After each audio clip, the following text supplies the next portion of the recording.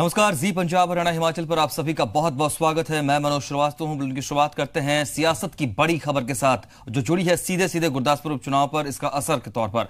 दरअसल आपको बताएं कि गुरदासपुर उपचुनाव में बीजेपी उम्मीदवार शरण सलारिया ने एक प्रेस कॉन्फ्रेंस की है और इस दौरान उन्होंने कई तरह की बातें रखी हैं। और इस प्रेस कॉन्फ्रेंस का सीधा मकसद उन्होंने शुरुआत में स्पष्ट किया कि उनके ऊपर जो रेप के आरोप लगे हैं उसका खंडन वो करते हैं। उन्होंने इस मीडिया से मुखातिब होते हुए सबसे पहली बात यही कही कि मेरे ऊपर जो आरोप लग रहे हैं वो झूठे हैं। इस दौरान स्वर्ण सिंह सलारिया ने कहा कि साजिश का हिस्सा है ये आरोप, मेरे खिलाफ साजिश की जा रही है। स्वर्ण सलारिया ने अपनी बातों में यह भी कहने की कोशिश की कि कांग्रेस लगातार झूठ बोल रही है। इसके अलावा आपको यह बता दें कि चूंकि गुरदासपुर में उपचुनाव चल रहा है, तमाम पार्टियों के बीच जोर आजमाइश चल रही है जीत के लिए।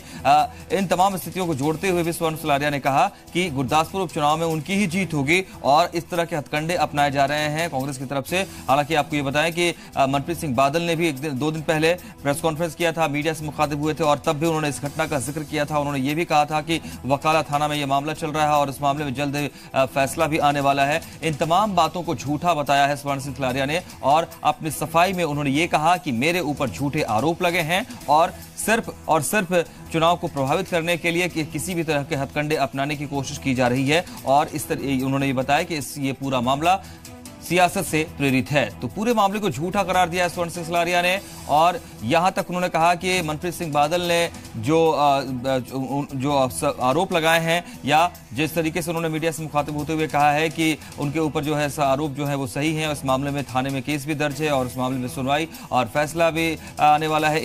ये तमाम बातें इसको लेकर के उन्होंने चुनौती भी दे दी है मनप्रीत सिंह बादल को, कैबिनेट मंत्री मनप्रीत बादल को, और ये कहा है कि वो मेरे खिलाफ जो आरोप लगा रहे हैं उसके लिए सबूत पेश करें। तो ये इस वक्त की सबसे अहम सियासी खबर आपको बता रहे हैं। गुरदासपुर के दंगल में लगातार नए मोड़ आ रहे हैं और इस वक्त स्वर्ण सिंह सलारिया की सफाई, उन्होंने मीडिया से मुखातिब होते हुए ये तमाम बातें कही हैं। उन्होंने स्पष्ट करने की कोशिश की है कि उनके ऊपर जो रेप के आरोप लगे हैं वो झूठे हैं। आपको याद दिलाती है कल ही पीड़िता ने सुप्रीम कोर्ट में अपने साथ हुए दुष्कर्म को लेकर के मामला दर्ज कर याचिका दाखिल की है और ये अपील की है कि इस मामले की जांच शुरू हो।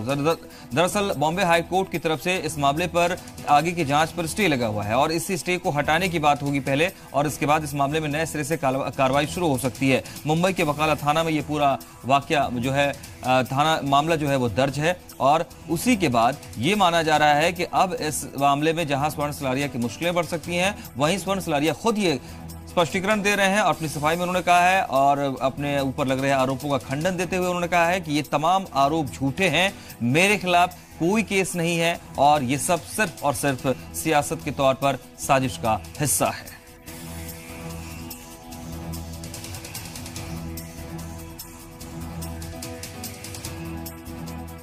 कल मैनू एक खबर मिली, ओदा मैं खंडन करना चाहना कि एक राजनीति विच आदमी मुद्दों तो हटके एक किस लेवल तक आ सकता है और पर्सनल अटैक कर सकता है। मैं एक कंफर्म करता तो आज इस कॉन्फ्रेंस विच कि कांग्रेस सरकार ने अपनी हार मान ली है, आखिर ने अपनी हार मान ली है। तो सीधे सीधे कांग्रेस को निशाने पर लिया, सुनील जाखड़ को निशाने पर लिया है। यहां तक उन्होंने कहा है कि मनप्रीत सिंह बादल मीडिया से मुखातिब होते हुए मेरे ऊपर जो उन्होंने आरोप लगाए हैं वो सब झूठे हैं, सबूत पेश करें, नहीं तो इस्तीफा भी उन्होंने मांगा है। इस तरह की चुनौती सलारिया ने दी है। मुद्दा उठाया मनप्रीत बादल ने कि सलारिया साहब का चार्ज फ्रेम हो गया। मैं बादल साहब नूं बोलना कि हिम्मत है ते 7 दिन के अंदर प्रूफ कर कि मेरे ते कोई चार्ज फ्रेम होया, नहीं ते मिनिस्ट्री तो रिजाइन कर, तेनू कोई हक नहीं है मिनिस्ट्री ते रहने का। तो काफी तल्ख तेवर नजर आए हैं स्वर्ण सलारिया के, और उन्होंने स्पष्ट किया है अपनी सफाई में कि मेरे ऊपर जो आरोप लग रहे हैं वो सियासत से प्रेरित हैं और गुरदासपुर के दंगल में कहीं ना कहीं नफा नुकसान करने की तय करने की कोशिश के तहत, एक रणनीति के तहत उनके खिलाफ ये साजिश रची गई है। और अब मनप्रीत बादल को उन्होंने चुनौती तक दी है कि सबूत पेश करें वरना वो इस्तीफा दे दे। हमारे साथ हमारे संवाददाता अजय महाजन इस वक्त जुड़ रहे हैं लाइव, हम उनसे इस खबर पर और अपडेट करेंगे। अजय, बहुत सारी बातें कही हैं, लेकिन मुख्य तौर पर जब यह कहा गया है स्वर्ण सलारिया की तरफ से कि मेरे ऊपर जो आरोप लग रहे हैं वो सियासत से प्रेरित हैं, सियासत का हिस्सा हैं, इसका अब किस तरीके से आप देखते हैं रिएक्शन पूरे पंजाब में, खास करके गुरदासपुर इलेक्शन को लेकर के? जी बिल्कुल मनोज, बताना चाहूंगा कि हालांकि यहाँ पर स्वर्ण सलारिया जो है सफाई देते जरूर नजर आए हैं कि जो बीते दिन जो भी जितना भी घटनाक्रम हुआ, वो लेडी जो है वो पहले सुप्रीम कोर्ट जाती है, याचिका दायर करती है और उसके बाद जो है बाद दोपहर फोटोग्राफ्स जो हैं वो वायरल होते हैं और उसके बाद चर्चाएं जो हैं सियासी गलियारों में वो ये शुरू हो जाती हैं कि ये एक हो सकता है कि भाजपा के लिए बड़ा डेंट हो और इस इलेक्शन में, क्योंकि कैंपेन को सिर्फ 3 दिन बाकी हैं, 9 तारीख तक सिर्फ कैंपेन होनी है और 11 तारीख को वोटिंग डलनी है और इमीडिएटली इतना बड़ा जो भूचाल जो है वो काली भाजपा के खेमे में जो नजर आ रहा है या सियासी गलियारों में जो नजर आ रहा है इन खबरों को लेकर के, तो कहीं ना कहीं ये डेंट जरूर है। सलारिया इसी पर जो है सफाई देते नजर आए हैं। उन्होंने बिल्कुल साफ जो है खंडन किया है सभी खबरों का कि किसी तरह का भी कोई रिश्ता उनका फोटोग्राफ्स के साथ नहीं है और वो फोटोग्राफ्स भी वो झूठी बता रहे थे। लेकिन उसके बाद जो लेडी ने जो बयान दिए हैं मीडिया में दिल्ली में जब वो याचिका दायर करने गई है, वो उन चीज़ों से भी इनकार नहीं किया जा सकता है। हालांकि यहाँ पर दो बड़ी बातें जो हैं वो भी स्वर्ण सलारिया ने कही हैं कांग्रेस पर आरोप लगाते हुए कि जैसे मनप्रीत सिंह बादल को घेरते हुए उन्होंने कहा है कि मनप्रीत सिंह बादल अगर उन पर लगे हुए आरोपों को जो है साबित कर दें और ये साबित कर दें कि सलारिया के ऊपर कोई भी चार्जेस फ्रेम है तो वो राजनीति से हट जाएंगे, वो संन्यास ले लेंगे। नहीं तो फिर अगर साबित ना कर पाए तो मनप्रीत बादल को अपनी कुर्सी पर बने रहने की जो है वो भी नहीं बने रहना चाहिए, ये बात भी उन्होंने कही। लेकिन अजय, आपने जो सफाई पेश की है उन्होंने तकनीकी तौर पर, अजय जो सफाई तकनीकी तौर पर उन्होंने पेश की है उसको लेकर के वो भी कुछ ऑथेंटिक प्रूफ के तौर पर सामने नहीं रख पाए हैं। बेशक वो मनप्रीत बादल को और लोगों को ये चैलेंज कर रहे हैं कि वो सबूत पेश करे और मंत्रालय से इस्तीफा दे दे, लेकिन टेक्निकली कुछ सपोर्ट पेपर भी उन्होंने रखा है। क्या इस तरह की भी जानकारी वो दे रहे हैं? जी बिल्कुल मनोज, बताना चाहूंगा कि जो टेक्निकल वर्क है इस सारी खबर में जो सलारिया बता रहे हैं कि कोर्ट में केस है जो मुंबई हाई कोर्ट है और उस पे जो है एक जो धारा जो है 506 उस पे लगी हुई है और उस पे जो है दूसरा पक्ष जो है जो शिकायतकर्ता पक्ष जो है उस पे उन्होंने सफाई जो है अभी तक नहीं दी है। उस पे जो अभी तक स्टे जो है वो लगा हुआ है, जिस स्टे के खिलाफ ही याचिका जो है वो दायर की गई है बीते कल सुप्रीम कोर्ट में। ये एक टेक्निकल वर्क जो है वो जरूर स्वर्ण सलारिया रख रहे हैं, लेकिन अगर डैमेज की बात की जाए तो डेंट जरूर है, क्योंकि जनता है और सोशल मीडिया पे जिस तरह से ये खबरें चल रही हैं तो जनता जो है जो 6 दिन बाद जो जनता वोटिंग करने वाली है, ईवीएम मशीनों तक जनता जाने वाली है, उस जनता के एक दिमाग में जो है जो अभी इन खबरों से जो बातें चल रही हैं, जो सियासी गलियारों से भी अगर हम बाहर निकलें तो गली मोहल्लों में और शहरों में और गांवों में जो चर्चाएं चल रही है, हो सकता है कि अभी जो उन्होंने बचाव किया है या अभी जो उन्होंने सभी खबरों का खंडन किया है या सभी विवादों का खंडन किया है सलारिया ने, ये चीजें जनता तक 2, 2.5, 3 घंटे तक पहुंच जाएंगी। हालांकि इलेक्ट्रॉनिक मीडिया के माध्यम से तो हो सकता है। अजय, आप रहिए, आपसे बातचीत करेंगे सियासी दंगल में आज क्या कुछ होने वाला है उस पर भी आपसे जानकारी हासिल करेंगे। जरा इस बीच प्रतिक्रियाओं का दौर जो आ रहा है, जो स्वर्ण सलारिया ने मीडिया से मुखातिब होकर सफाई दी है, इस दौरान जो उनके प्रतिद्वंदी हैं इस वक्त गुरदासपुर के चुनाव में, उपचुनाव में सुनील जाखड़ जो कांग्रेस के उम्मीदवार, उनको लेकर के भी उन्होंने तीखे शब्दों का इस्तेमाल किया है। मैं जाखड़ साहब को कहना अपनी तरफ जरा झांक के देख, मैं ये नहीं पूछांगा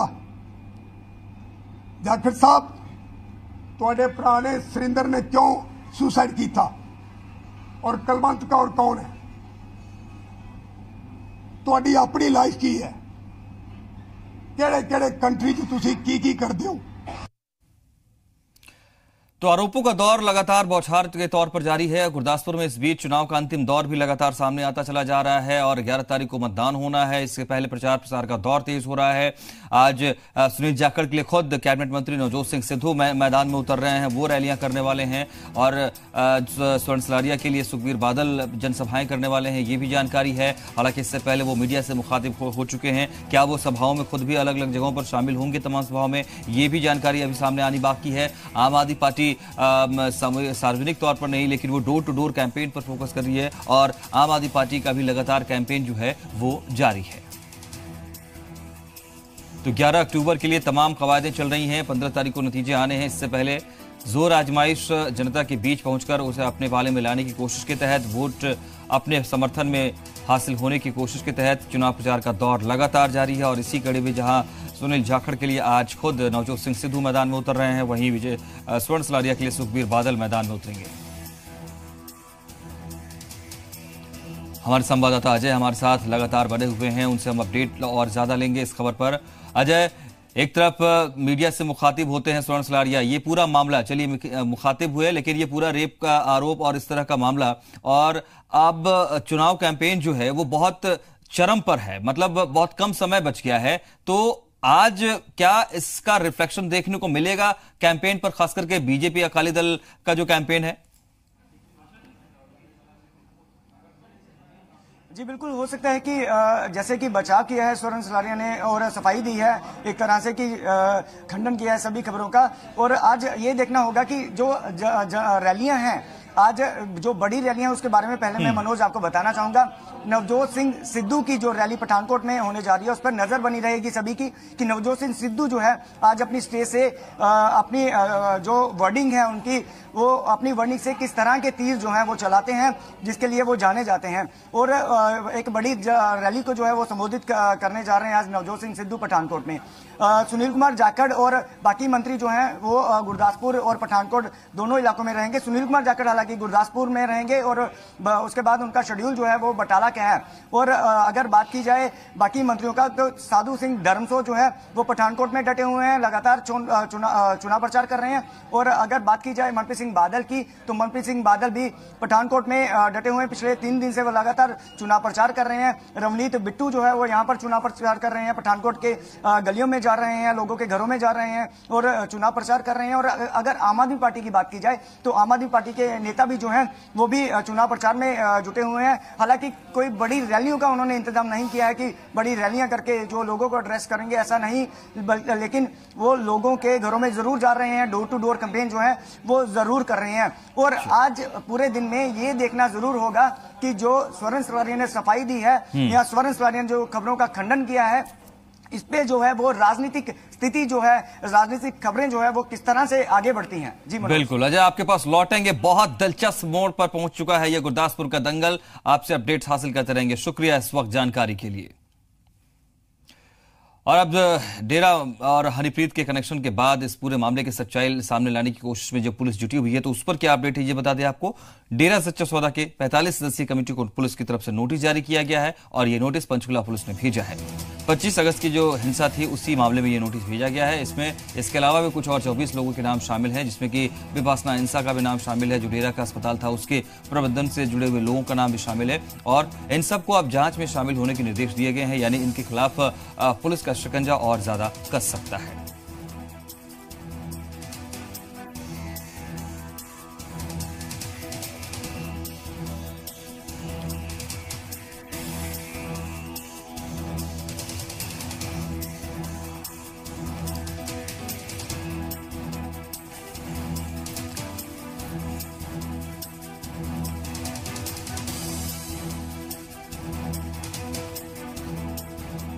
पंचकुला हिंसा मामले में 45 लोगों की भूमिका शक के दायरे में थी और अब इस मामले में न सिर्फ इन 45 सदस्यीय कमेटी को, बल्कि इसके अलावा भी और 24 लोगों को पुलिस की तरफ से नोटिस जारी किया गया है। इसके अलावा हनीप्रीत को सिरसा लेकर जाने की भी खबर है। हालांकि पुख्ता तौर पर अभी तक ये स्पष्ट नहीं है कि क्या पुलिस आज भी सर्च जो ऑपरेशन चला रही है हनीप्रीत के साथ, उसमें वो आगे बढ़ने वाली है।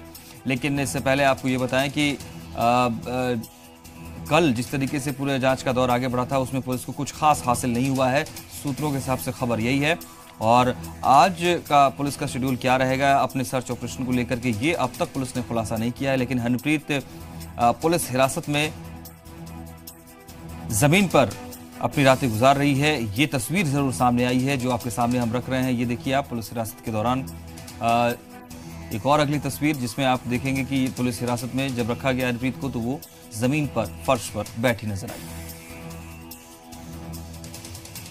तो डेरा सच्चा सौदा की 45 सदस्यीय कमेटी को नोटिस दिया जा चुका है।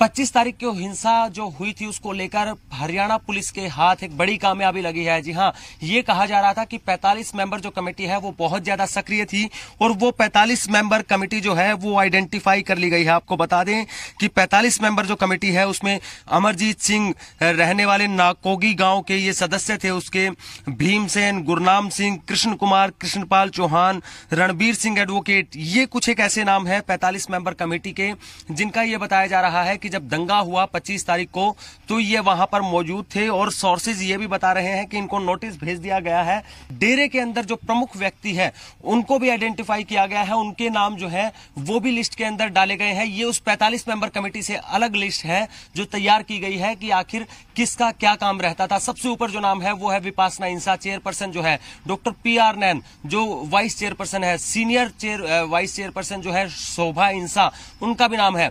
इसके अलावा 3 कमेटियां थी, सुरक्षा कमेटी और अस्पताल कमेटी। इन सभी जो कमेटी है इनके संचालक कौन थे, उनका क्या काम था, कहां के वो रहने वाले थे, ये भी पुलिस ने आइडेंटिफाई कर लिए हैं। और इनसे जो है पुलिस आगे तक पहुंचेगी कि आखिरकार डेरे का पूरा काम चलता कैसे था, किस किस को क्या काम सौंपा जाता था। लेकिन सबसे बड़ी बात यह है कि ये जो 45 मेंबर कमेटी है ये विद फोटो आइडेंटिफाई कर ली गई है, उनका जो पूरा पता है वो निकाल लिया गया है। और पुलिस कहीं ना कहीं अब इन सब को जांच के लिए नोटिस भेज रही है कि ये जांच में शामिल हो। साथ ही हरियाणा पुलिस को एक हार्ड डिस्क भी बरामद हुई है जिसमें गुरमीत राम रहीम की 700 करोड़ से ज्यादा की प्रॉपर्टी और हवाला कारोबार की पूरी डिटेल बरामद हुई है। यह हार्ड डिस्क अब ईडी को सौंपे जाने की तैयारी चल रही है। डेरा सच्चा सौदा के अलग अलग इलाकों में रेड के दौरान हार्ड डिस्क को बरामद किया गया है। हालांकि इससे डैमेज करने की भी कोशिश की गई थी। डेरे पर लगातार जो शिकंजा है सुरक्षा एजेंसियों का और हरियाणा पुलिस का वो कसता जा रहा है। और आपको बता दें कि 700 करोड़ के लेन देन की एक हार्ड डिस्क जो है वो बरामद कर ली गई है हरियाणा पुलिस के द्वारा। ये सोर्सेज हमारे जो पुलिस के हैं वो बता रहे हैं। और ये हार्ड डिस्क जो है आगे सुरक्षा एजेंसियों को सौंपी जा सकती है। आपको बता दें इसमें डेरे के लेन देन, कहां से पैसा आता था, कहां पैसा खर्च हुआ, ये सारी की सारी लेन देन की डिटेल जो है वो इस हार्ड डिस्क में है। हालांकि कहा यह भी जा रहा है कि इस हार्ड डिस्क को क्रैश करने की कोशिश की गई थी, लेकिन उसके बावजूद भी हरियाणा पुलिस ने इसको रिकवर कर लिया है। और इसके अंदर काफी अहम जानकारियां हैं जो ये बता सकेंगी कि कम से कम डेरे के अंदर आय का स्रोत क्या था, खर्च कहां पर होता था। और इन सब चीजों के ऊपर सुरक्षा एजेंसियों की लगातार निगाह थी। देखना यह होगा कि अब इसके बाद पुलिस आगे कहां तक पहुंचती है, क्योंकि इतना लंबा जो इतना एक बड़ा साम्राज्य खड़ा कर लिया गया था डेरे की तरफ से। तो सोर्सेज क्या थे, कौन वो लोग थे जो फंडिंग करते थे, पैसा कहां से आता था, किन लोगों पर खर्च होता था, कहां से खर्च होता था, इन सभी को जानना अभी भी हरियाणा पुलिस के लिए एक बड़ा सवाल है। कैमरा पर्सन आकाश कुमार के साथ राजन शर्मा, जी मीडिया, पंचकुला। और अब दर्शकों से हमारा आज का सवाल, क्या गुरदासपुर लोकसभा उपचुनाव में राजनीतिक पार्टियों ने बुनियादी मुद्दों को भुला दिया है? यस या नो में जवाब दीजिए। आप जवाब यस में देना चाहते हैं तो आप टाइप कीजिए ZPHH_Y। जवाब नो में है तो ZPHH_N लिखें और SMS कर दीजिए इसे 57575 पर। सवाल एक बार फिर से आपको हम बता देते हैं। हमारा दर्शकों से आज का सवाल, क्या गुरदासपुर लोकसभा उपचुनाव में राजनीतिक पार्टियों ने बुनियादी मुद्दों को भुला दिया है? क्या मुख्यमंत्री अमरिंदर सिंह का बयान वाजिब है? यस या नो में जवाब दीजिए। यस के लिए ZPHH_Y लिखिए, नो के लिए ZPHH_N लिखिए और SMS कीजिए इसे 57575 पर।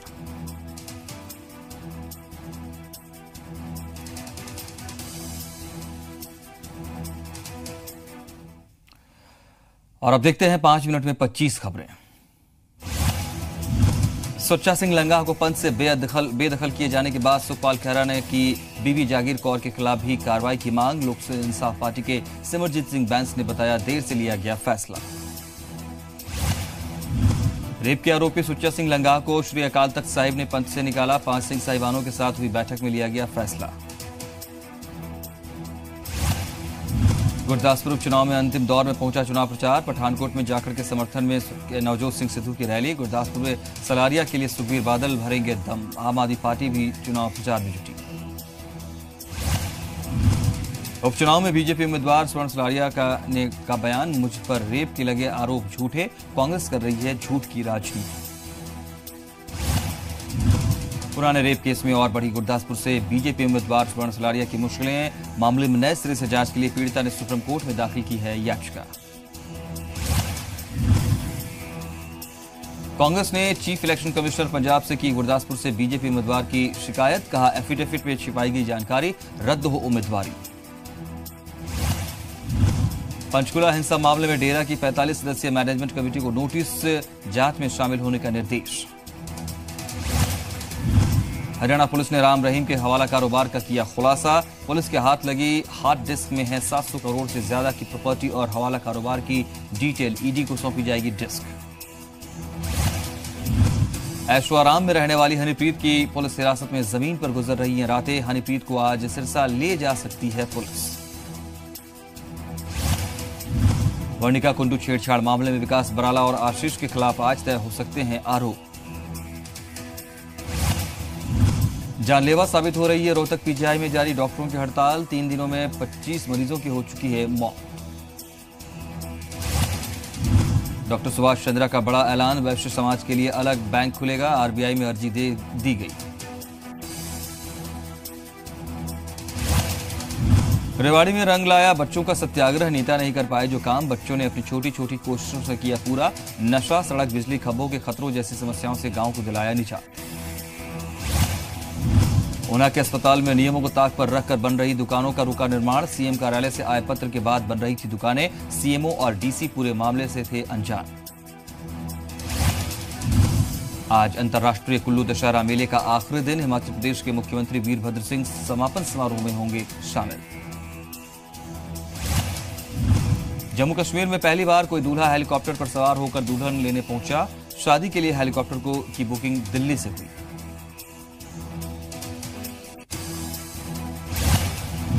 जीएसटी पर आज राहत देने वाले कई बड़े फैसलों की उम्मीद। विज्ञान भवन में जीएसटी काउंसिल की बैठक।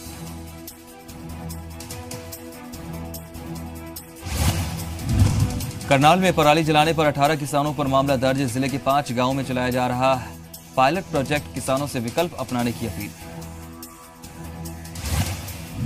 पंजाब के अमृतसर में निलंबित पुलिसकर्मी की अज्ञात लोगों ने दिन दहाड़े गोली मारकर की हत्या। हत्या का शक कुछ रिश्तेदारों पर। हिमाचल प्रदेश के कांगड़ा में अधिकारी का स्टिंग कर रंगदारी मांगने के मामले में 2 आरोपी गिरफ्तार। दोनों ने अधिकारी को पैसे देते वीडियो बनाया। फरीदाबाद में कार चालक ने 2 साल की मासूम को कुचला। इलाज के दौरान हुई मौत। पुलिस और डॉक्टरों पर लापरवाही का आरोप। बहादुरगढ़ की चौहानों में चोरी को अंजाम देने वाली एक महिला गिरफ्तार। सीसीटीवी में कैद हुई वारदात। झज्जर के स्वास्थ्य विभाग ने दिल्ली के चित्तरंजन पार्क स्थित एक अवैध अल्ट्रासाउंड केंद्र में गर्भ में लिंग की जांच कर रहे डॉक्टर को रंगे हाथों पकड़ा। कुछ बिचौलिए के जरिए बहादुरगढ़ में लिंग जांच का चल रहा था धंधा। भारत में आज से होगी फीफा अंडर 17 वर्ल्ड कप की शुरुआत। आज रात 8 बजे दिल्ली में भारत और अमेरिका की टीम के बीच मुकाबला। जलंधर का डिफेंडिंग अली अनवर भी दिखाएगा अपना दम। प्रधानमंत्री नरेंद्र मोदी भी रहेंगे मौजूद। दिल्ली में फीफा अंडर 17 वर्ल्ड कप में प्रधानमंत्री नरेंद्र मोदी भी जवाहरलाल नेहरू स्टेडियम में रहेंगे मौजूद। ट्वीट कर दी शुभकामनाएं।